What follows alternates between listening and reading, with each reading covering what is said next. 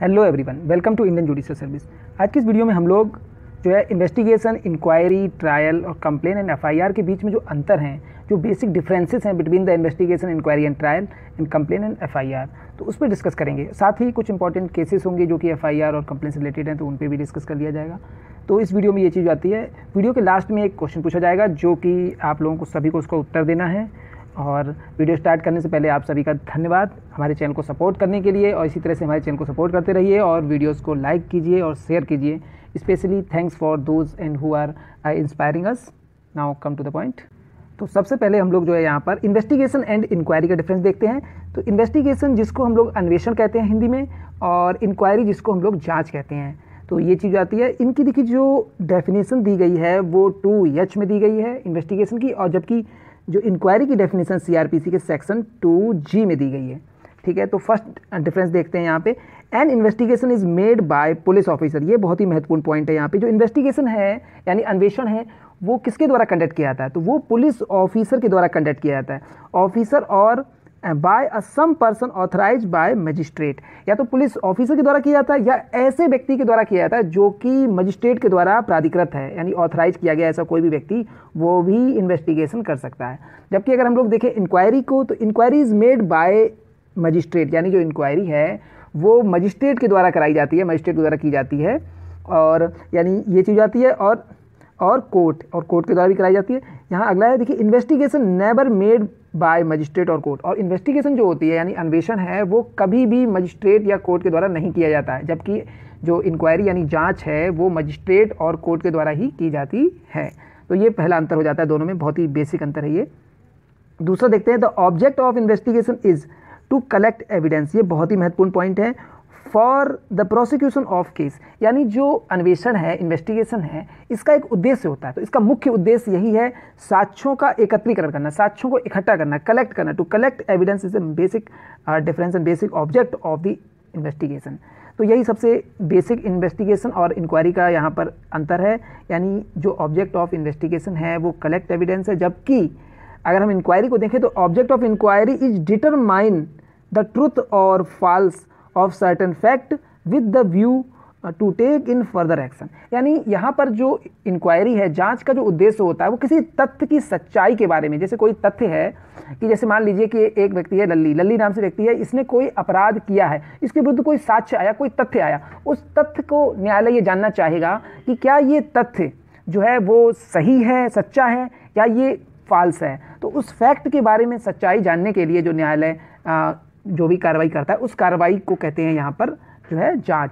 तो ये चीज़ आती है, और उसी के आधार पर जो भी निष्कर्ष निकलता है जांच का, उसके आधार पर ही न्यायालय अगला निर्णय लेता है, फर्दर एक्शन करता है।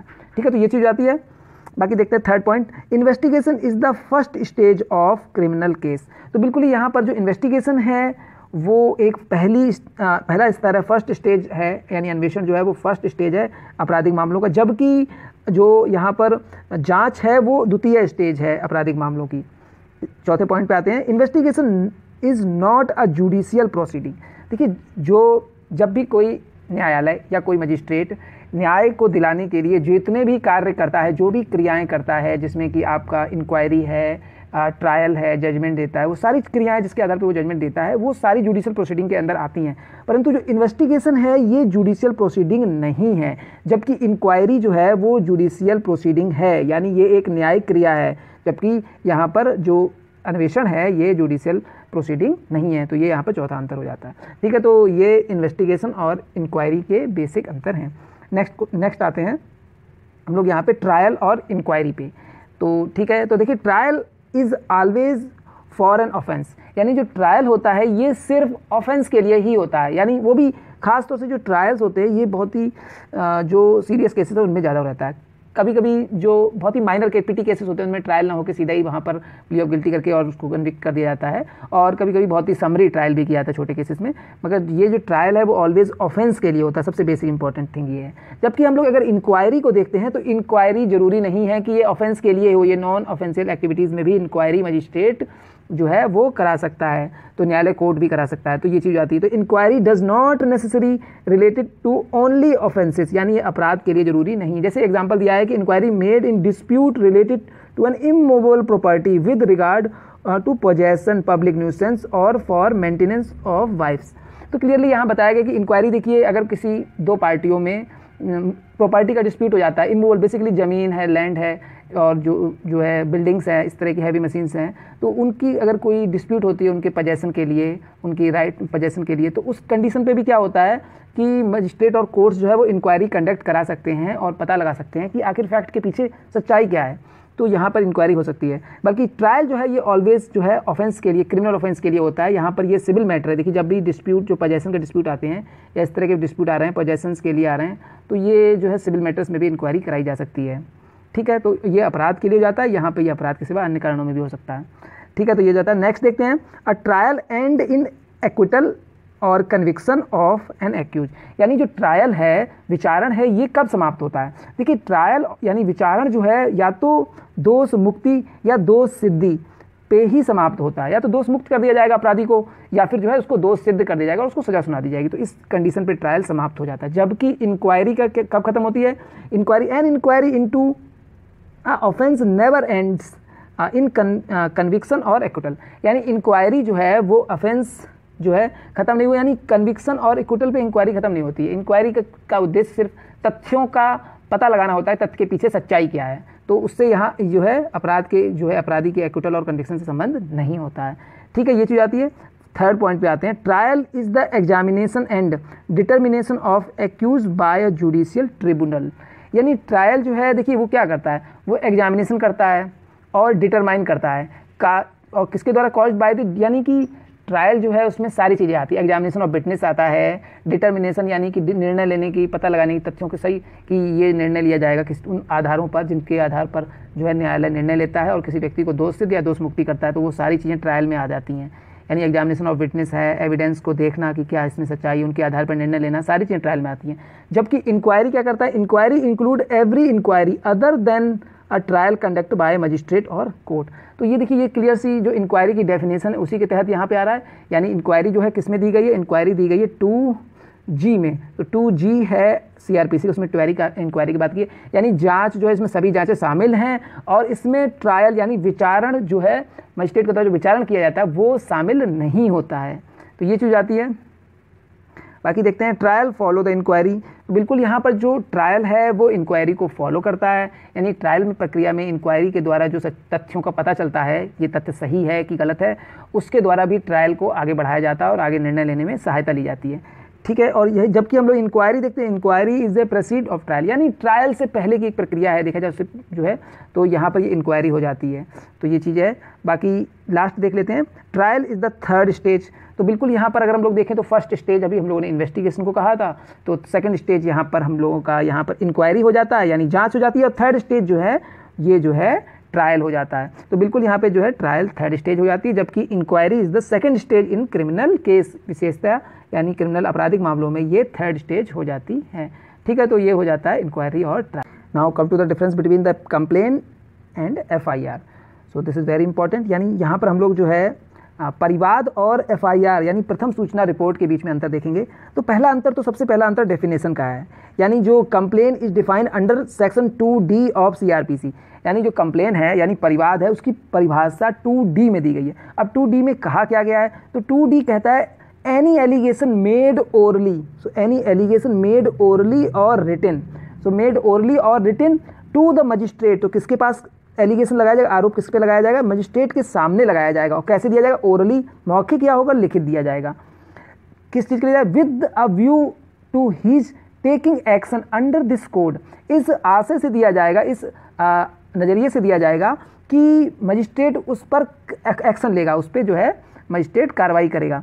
That some person whether known or unknown has committed an offence but not include police report. यानी ये कहता है कि किसी व्यक्ति ने अपराध किया है और ऐसा अपराध करने वाला व्यक्ति ज्ञात और अज्ञात दोनों हो सकता है और इसमें पुलिस रिपोर्ट शामिल नहीं की जाएगी। ये तो हो जाती है डेफिनेशन परिवाद की, जो कि 2D में दी गई है। तो इतनी चीज़ आती हैं। तो सबसे महत्वपूर्ण है कि कंप्लेन क्या है? एक एलिगेशन है, किसके समक्ष किया जाता है? मजिस्ट्रेट के समक्ष किया जाता है। कैसा होता है? ये ओरल भी हो सकता है, रिटन भी हो सकता है। क्या एलिगेशन है? कि किसी व्यक्ति ने जो है कोई अपराध किया है और अपराध जो है यानी अपराध करने वाला व्यक्ति जो है वो क्या है, या तो वो ज्ञात है या अज्ञात है। कंप्लेन का उद्देश्य क्या होता है? कंप्लेन का उद्देश्य होता है कि उस कंप्लेन के आधार पर मजिस्ट्रेट एक्शन ले, इसीलिए कंप्लेन की जाती है। ठीक है, ये हो जाता है। बाकी हम लोग एफआईआर देखें। FIR is given under section 154 of CrPC. यानी देखिए यहाँ डिफाइन लिखा था, यहाँ पे लिखा हुआ है गिवन, यानी यहाँ 2D में तो डिफाइन दिया गया है, मगर यहाँ पर गिवन यानी दिया गया है, मगर उसकी परिभाषा नहीं दी है। एफआईआर की परिभाषा सीआरपीसी में किसी भी सेक्शन में नहीं दी है, पहली बात। तो 154 क्या कहता है? तो 154 प्रक्रिया बताता है कि कैसे एफआईआर लिखी जाएगी, कौन लिखेगा, तो किस प्रकार से होगा, तो उस चीज़ के बारे में पूरा एफआईआर की बातें उसमें बताई गई, यानी एफआईआर को इंस्टीट्यूट करने की प्रोसीजर यहाँ पर बताया गया है। ठीक है, तो फिर परिभाषा कहाँ दी गई अगर देखा जाए तो देखिए परिभाषा के लिए एक बहुत ही महत्वपूर्ण केस है जिसको हम यहाँ लिख देते हैं। देखिए केस का नाम था स्टेट ऑफ बॉम्बे वर्सेस रूसी मिस्त्री।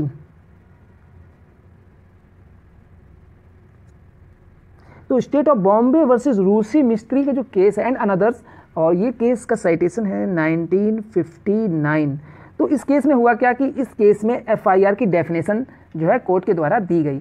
कोर्ट में क्या कहा गया एफआईआर में इस डेफिनेशन के लिए, एफआईआर के लिए, तो यहाँ पर सुप्रीम कोर्ट ने कहा कि एफआईआर का मतलब है an information recorded by police officer. यानी यहाँ पर देखिए मजिस्ट्रेट के सामने था, मगर यहाँ क्या हो रहा है, पुलिस ऑफिसर के पास इंफॉर्मेशन रिकॉर्डेड की जाएगी। So recorded by police officer on duty, वो जो पुलिस ऑफिसर होगा वो ऑन ड्यूटी होना चाहिए, गिवन आइदर बाय एग्राइव्ड पर्सन और एनी अदर पर्सन। तो क्लियर बात है कि यहाँ पर जो भी एफआईआर कर रहा है या तो वो एग्राइव्ड पर्सन होना चाहिए या फिर कोई अन्य पर्सन भी, एनी अदर पर्सन भी हो सकता है। तो अदर पर्सन भी यहाँ हो सकता है, other person to commission of alleged offence, यानी वो कहता है कि कोई ऐसा अपराध हुआ है और किसके द्वारा, weather known or unknown person. तो weather committed by known or unknown person, यानी ऐसा अपराध जो किया गया है वो किसी ज्ञात व्यक्ति या अज्ञात व्यक्ति के द्वारा किया गया। तो ये डेफिनेशन जो है स्टेट ऑफ बॉम्बे बनाम रूसी मिस्त्री के केस में कही गई है। तो बिल्कुल यहाँ पे ये चीज़ आती है। तो एफआईआर की डेफिनेशन जो है वो इस केस में बताई गई थी और इसकी प्रोसीजर जो है 154 में दिया है। तो नेक्स्ट डिफरेंस पे आते हैं। सेकंड है, it is an allegation which is made orally और इन रिटन टू मजिस्ट्रेट। तो बिल्कुल हम लोग डेफिनेशन में पढ़े हैं कि ओरल एलिगेशन होता है और ऑलवेज बाय एग्राइव्ड पर्सन होता है, दूसरा सबसे इंपॉर्टेंट थिंग, और मजिस्ट्रेट के समक्ष होता है। तो क्लियरली ये मजिस्ट्रेट के समक्ष है, यानी बिफोर द मजिस्ट्रेट है, ये टू द मजिस्ट्रेट है। जबकि हम लोग अगर देखें एफआईआर में, तो FIR is given to an officer in charge of a police station. तो क्लियरली यहाँ पर जो ऑफिसर इन चार्ज है उसके समक्ष जो है एफआईआर दी जाती है। तो ये चीज़ आती है, ये सेकंड पॉइंट है। थर्ड देख लेते हैं, a complain may relate to a cognizable offence और नॉन कॉग्निजेबल ऑफेंस। तो क्लियरली कॉग्निजेबल ऑफेंस और यानी संज्ञेय और असंज्ञेय दोनों अपराध के मामले में जो है कंप्लेन की जा सकती है मजिस्ट्रेट के समक्ष, जबकि एफआईआर जो है वो सिर्फ कॉग्निजेबल यानी गंभीर मामलों में ही एफआईआर की जा सकती है और गंभीर मामलों के लिए एफआईआर पुलिस के समक्ष की जाती है। परंतु यानी कि एनसीआर नॉन कॉग्निजेबल के केस में जो है वो मजिस्ट्रेट के समक्ष कंप्लेन की जा सकती है, परंतु एफआईआर जो है वो सिर्फ कॉग्निजेबल ऑफेंस में की जा सकती है, वो भी पुलिस के समक्ष। तो क्लियरली यहाँ पे FIR related to the cognizable offence. तो ठीक है, ये हो जाता है, ये नॉन कॉग्निजेबल के लिए और कॉग्निजेबल दोनों के लिए, ये सिर्फ कॉग्निजेबल के लिए।